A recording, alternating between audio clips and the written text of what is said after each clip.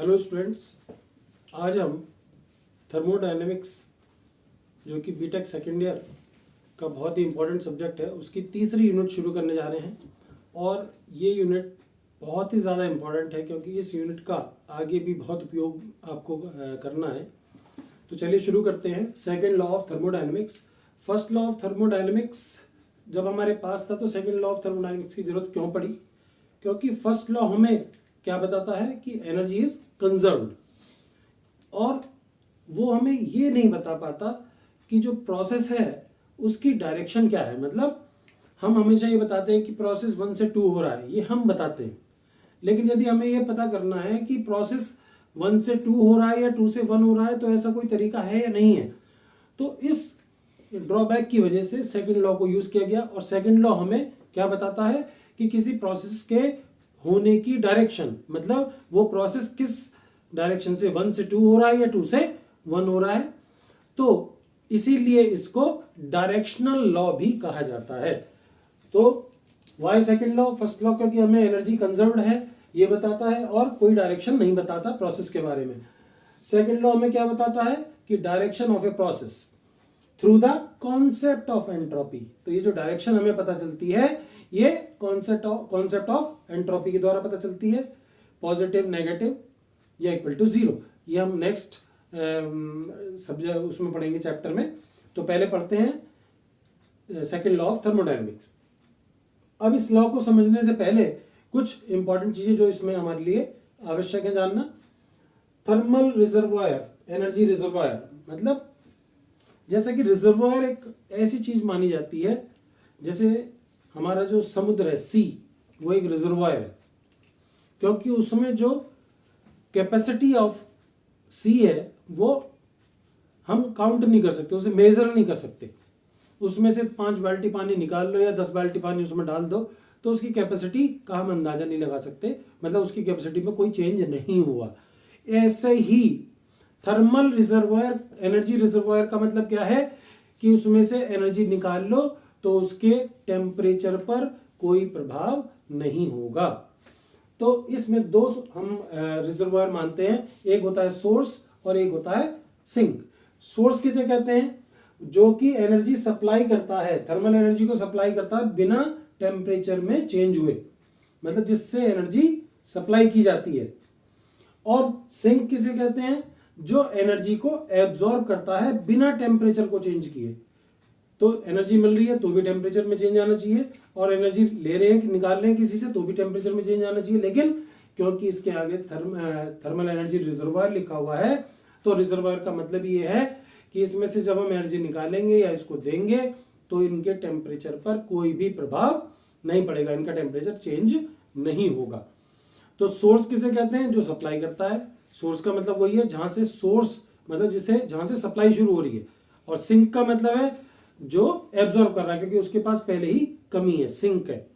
चलिए शुरू करते हैं statements of second law of thermodynamics. पहला स्टेटमेंट जो कि केल्विन प्लांक नाम के वैज्ञानिक ने दिया था, और क्या कहा था उस वैज्ञानिक ने कि it is impossible to develop a device under going a cycle. अभी यहां तक पहुंचते पहुंचते आपके मन में कुछ कंफ्यूजन पैदा होंगे, क्योंकि फर्स्ट लॉ में भी आपने कुछ ऐसा ही एक डिवाइस पढ़ी थी, लेकिन फर्स्ट लॉ और सेकंड लॉ में अंतर क्या है और ये PMM1 और PMM2 में अंतर क्या है, तो ध्यान से समझिएगा। It is impossible to develop a device under going a cycle, cycle word बड़ा इंपॉर्टेंट है यहां पर, which produces work continuously while exchanging heat with a single reservoir. The device is known as PMM2। अब confusion कहां पे create हो रहा है कि PMM1 भी क्या था, कि एक ऐसी डिवाइस थी जिसे बिना एनर्जी अब्सॉर्ब करे वो कंटिन्यूअसली वर्क डन दे रही है। जहां पे मैंने आपको एग्जांपल दिया था जैसे हमारी बॉडी, तो बॉडी जो है हम इसको खाना ना दें और इससे कंटिन्यूअसली काम करते रहें, इम्पॉसिबल है। तो उसे हमने कहा था PMM1। लेकिन यहां पर जो वर्ड लिखा हुआ है साइकिल, कि एक ऐसी डिवाइस जो कि अंडर गोइंग ए साइकिल, मतलब यहां पे साइकिल कंप्लीट होनी चाहिए कुछ, तो यहां पर ये डिफरेंस है।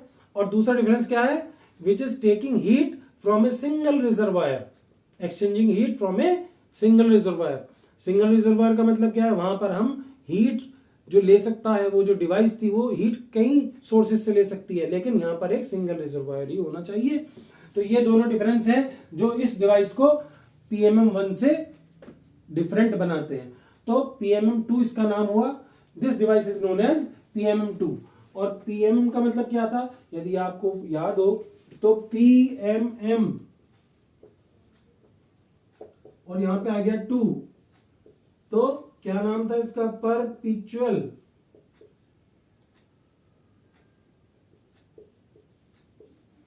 Motion machine of second kind. वहां पर हमने उसे कहा था फर्स्ट काइंड, और यहां पे कह रहे हैं सेकंड काइंड।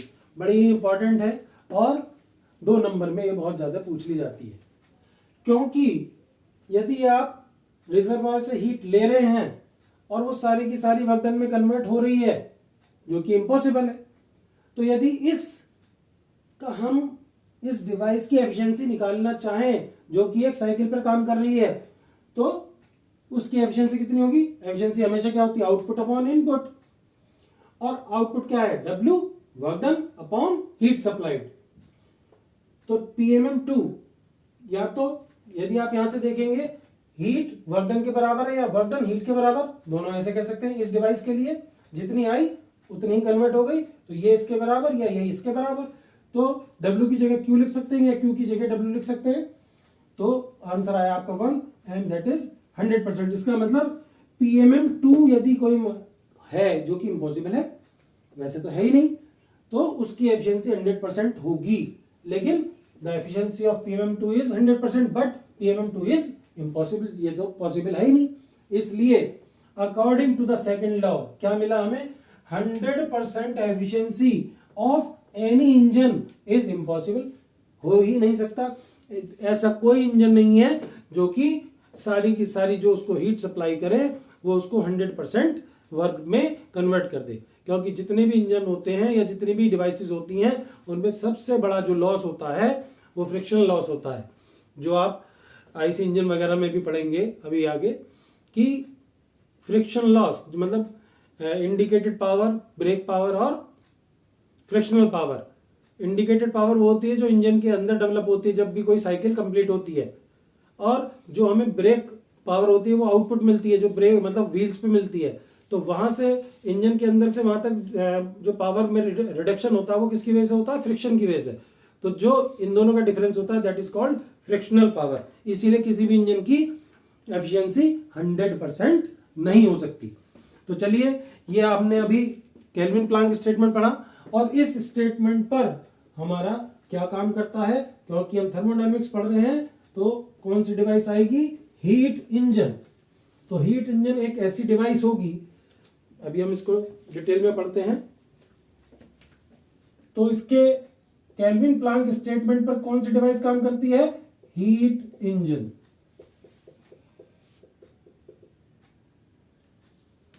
क्या होता है हीट इंजन, ये आपका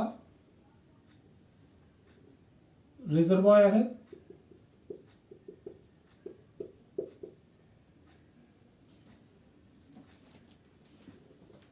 ये आपका हीट इंजन है,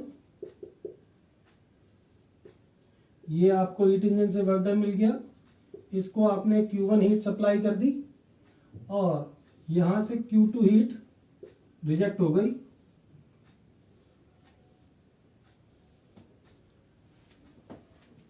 और ये हो गया आपका दूसरा रिजर्वायर, या इसे हम सिंक भी कहते हैं, और इसे हम क्या कहते हैं, सोर्स। और इसका टेम्परेचर T1 मान सकते हैं, इसका टेम्परेचर T2 मान सकते हैं, आगे हम इस पे पूरी चर्चा करेंगे। तो एक हीट इंजन कैसी डिवाइस हुई, ये डिवाइस, इसको हम आगे चल के शॉर्ट फॉर्म में लिखेंगे HE के नाम से। तो जहां पर भी HE होगा उसका मतलब हीट इंजन, तो इसको लिखेंगे HE is a device undergoing, क्योंकि साइकिल वर्ड यहां पर मैंने बताया था कि ये इसको डिफरेंट बनाता है, undergoing A cycle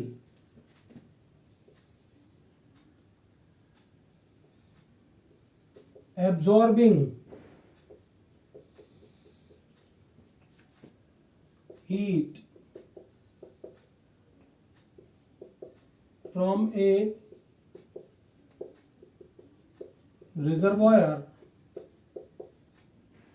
and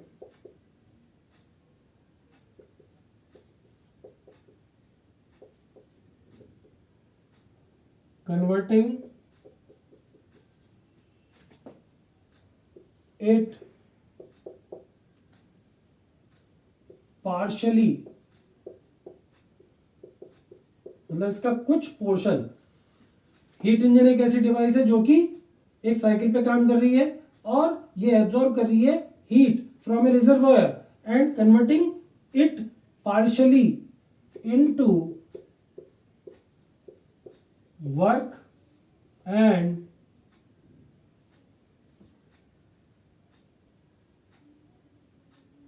rejecting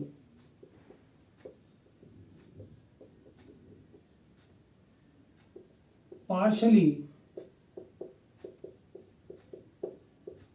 to the sink। तो हीट इंजन एक ऐसी डिवाइस हुई जो कि ही एक रिजर्वायर से हीट को एब्जॉर्ब कर रही है और ये हीट इंजन किस पे काम कर रहा है, साइकिल पे। इसका कुछ पार्ट वो वर्क डन में कन्वर्ट कर रही है और बाकी को रिजेक्ट कर रही है, किसको, सिंक को। तो यदि हम इसकी अब एनालिसिस करें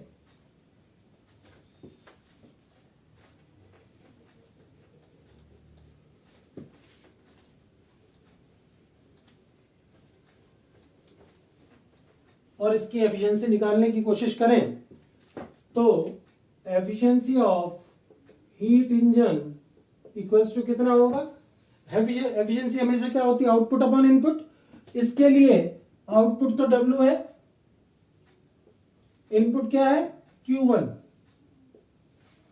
अब यदि आप यहां पर किरचॉफ करंट लॉ का उपयोग करें, मतलब किरचॉफ करंट लॉ क्या कहता है कि इस पॉइंट पर आने वाली जितनी भी करंट्स है उनका सम इससे जाने वाली सभी करंट्स के सम के बराबर होता है।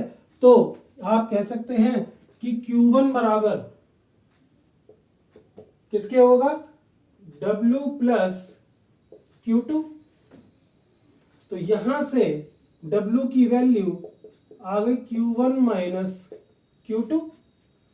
तो आप हीट इंजन की एफिशिएंसी को इन टर्म्स ऑफ एनर्जी लिख सकते हैं Q1 minus Q2 upon Q1।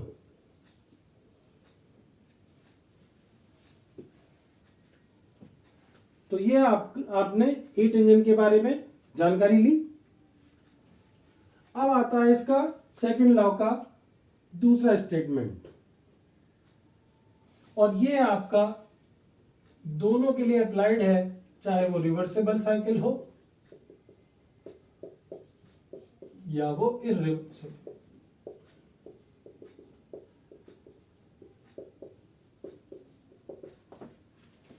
दूसरा आता है क्लॉसियस स्टेटमेंट।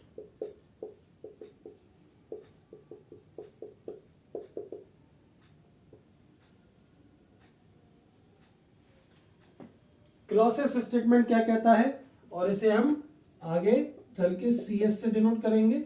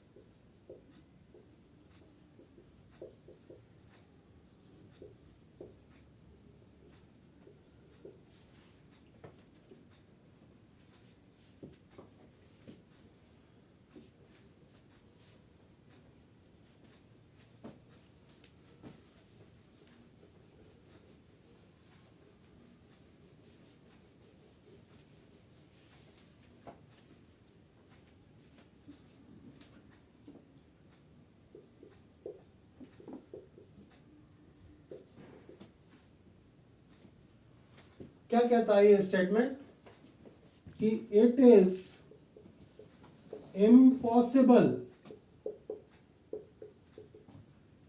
टू ट्रांसफर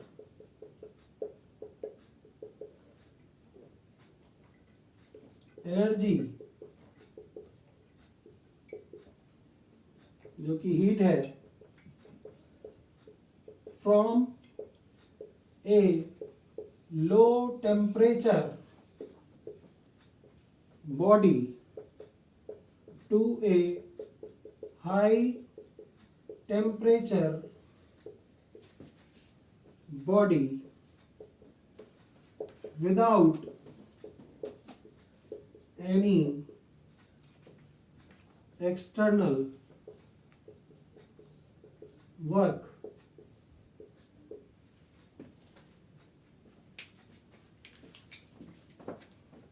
या आप इसको इनपुट भी कह सकते हैं।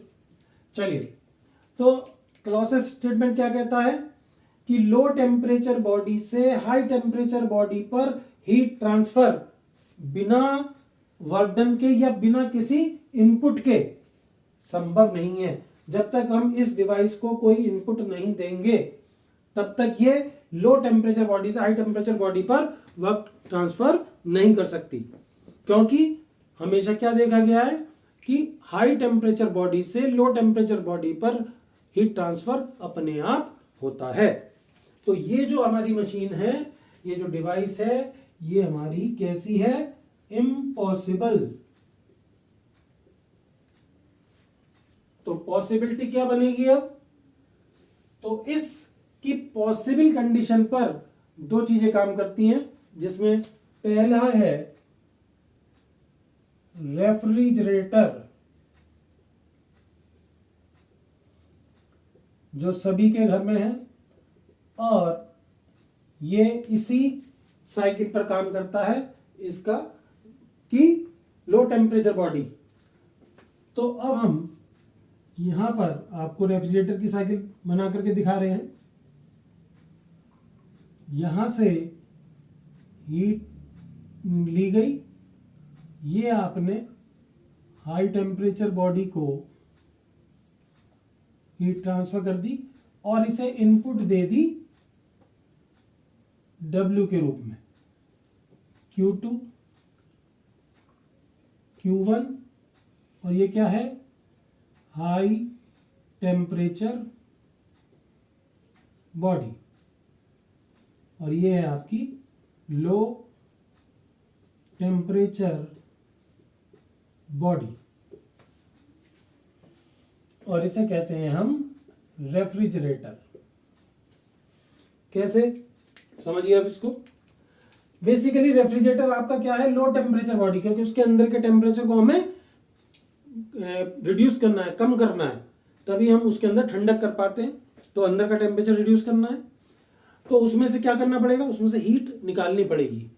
तो ये हमारा क्या है? रेफ्रिजरेटर का वो पार्ट जहां से हमें हीट को बाहर निकालना है। अब इसे निकालने के लिए कंप्रेसर काम करता है। कंप्रेसर उस हीट को बाहर निकाल कर और आगे वातावरण में भेजता है, और इसी वजह से आपका जो रेफ्रिजरेटर है उसके अंदर का पोर्शन वो ठंडा होना शुरू हो जाता है। अब यहां पर हम एक नए शब्द का उपयोग करेंगे जिसे कहते हैं हम COP। इसका क्या फुल फॉर्म है? Coefficient of performance.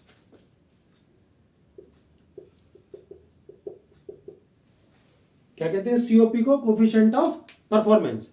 अब यहां पर बात यह भी आती है कि कोफिशिएंट, जब हम सब डिवाइसेस में निकाल रहे हैं एफिशिएंसी, तो यहां पर कोफिशिएंट ऑफ परफॉर्मेंस क्यों यूज कर रहे हैं? क्योंकि एफिशिएंसी कभी भी 100% से ज्यादा नहीं हो सकती, क्योंकि आउटपुट किसी इंजन के लिए या किसी डिवाइस के लिए ज्यादा नहीं हो सकती। लेकिन यदि कुछ ऐसा हो जाए कि कोई चीज ज्यादा निकल करके आ रही है, तो उसे हम एफिशिएंसी का नाम न दे करके कोफिशिएंट ऑफ परफॉर्मेंस का नाम दे रहे हैं। क्यों?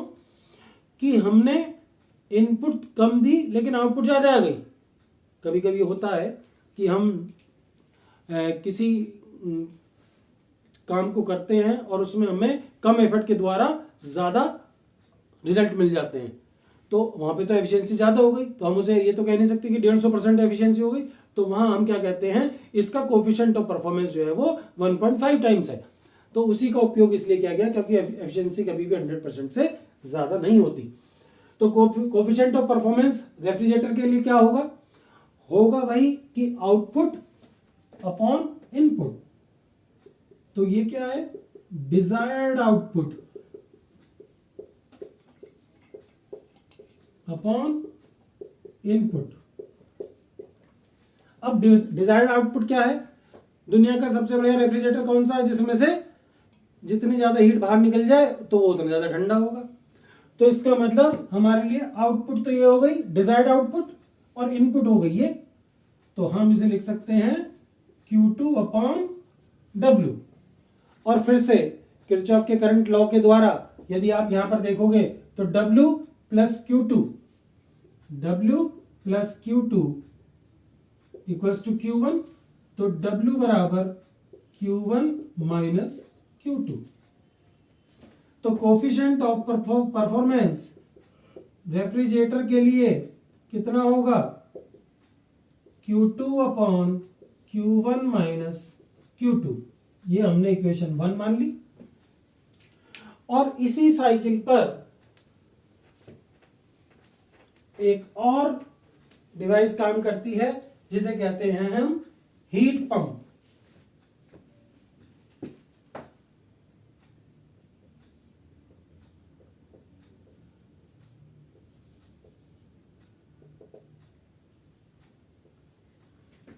साइकिल बिल्कुल सेम होगी, बस डिजायर्ड आउटपुट जो है आपके वो चेंज हो जाएंगे।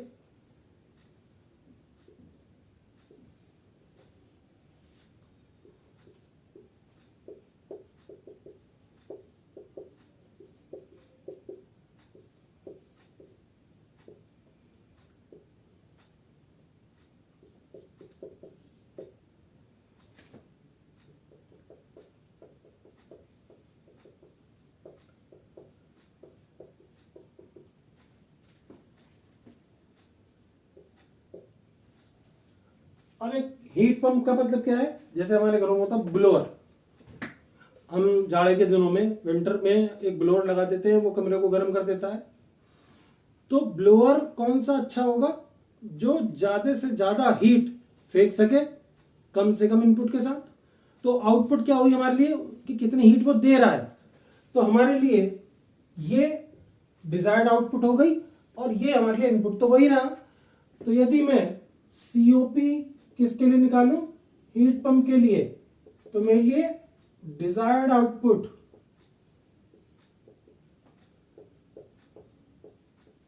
अपॉन इनपुट, तो यहां पर आ जाएगा Q1 अपॉन Q1 वो W, और फिर से W क्या है हमारा, W प्लस Q2 बराबर Q1, तो W बराबर Q1 माइनस Q2। तो coefficient of performance heat pump के लिए कितना हो गया, Q1 upon Q1 minus Q2। ये हमारी इक्वेशन नंबर 2 हो गई। और ये जो क्वेश्चन अब मैं बेटा कराने जा रहा हूं सभी स्टूडेंट, 2 नंबर में लगभग हर बार रिपीट होता है। क्या है ये कि relation between COP of heat pump and COP of refrigerator. देखिए 2 लाइन का डेरिवेशन है, लेकिन एग्जाम में 2 नंबर आपको बिल्कुल आसानी से मिल जाएंगे यदि ये फॉर्मूला आपको याद है। तो सीओपी ऑफ हीट पंप बराबर क्या है, Q1 upon Q1 minus Q2। मैं इसको ऐसे लिख सकता हूं कि Q1 minus Q2 plus Q2 upon Q1 minus Q2, minus Q2 कर दिया प्लस Q2 कर दिया। अब इसको मैंने ब्रैकेट में ले लिया, इन दोनों को अलग अलग डिवाइड कर दिया, तो Q1 minus Q2 upon Q1 minus Q2 plus Q2 upon Q1 minus Q2, ये तो कैंसिल हो गया, 1 बचा, तो 1 प्लस, और ये क्या है, इक्वेशन 1 से देखेंगे तो COP ऑफ रेफ्रिजरेटर, तो कुल मिलाकर के आपके पास रिलेशन आ गया, COP of heat pump equals to 1 plus COP of refrigerator.